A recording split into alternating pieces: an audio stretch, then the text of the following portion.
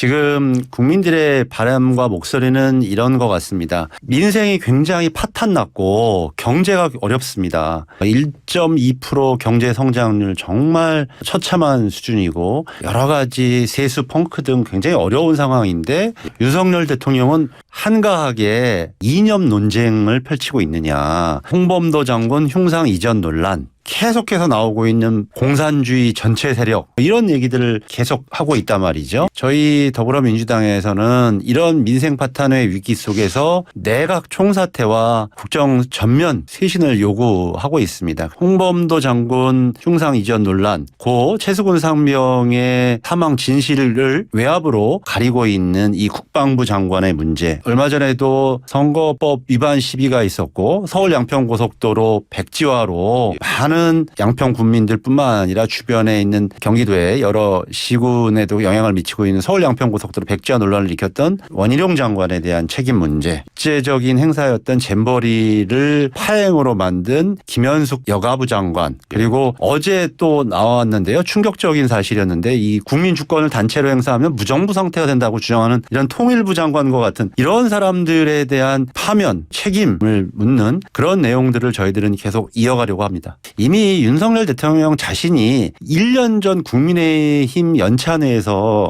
말한 바가 있습니다. 더 이상 전 정부 탓할 수 없다. 자신들의 실력과 능력을 입증해야 될 때다. 그게 바로 1년 전 얘기거든요. 근데 1년이 지나도록 내내 문재인 정부 탓을 했습니다. 어려운 민생의 문제와 경제를 책임져야 될 것은 집권 여당이거든요. 지금 더 이상 과거 정부 탓으로 돌릴 수 있는 시간도 아닙니다. 내년 총선을 앞두고 지금의 이 어려운 경제 상황들에 대한 준엄한 국민 심판이 있을 거라고 저는 생각합니다.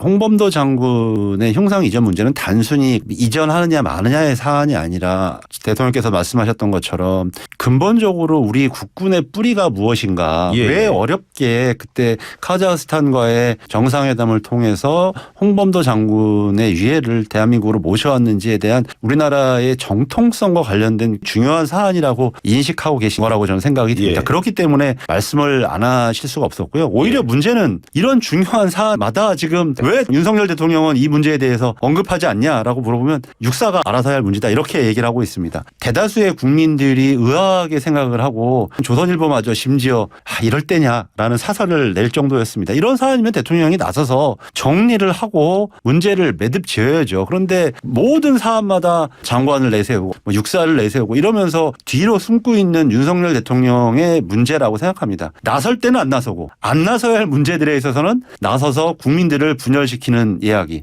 그러니까 지금은 책임 있게 나서서 해결해야 될 문제, 경제 문제 이런 거 대통령이 나서서 책임지고 이런 사안들에 있어서는 매듭을 지어서 국민을 통합시키고 화해하고 조정하는 게 대통령의 역할이라고 생각합니다.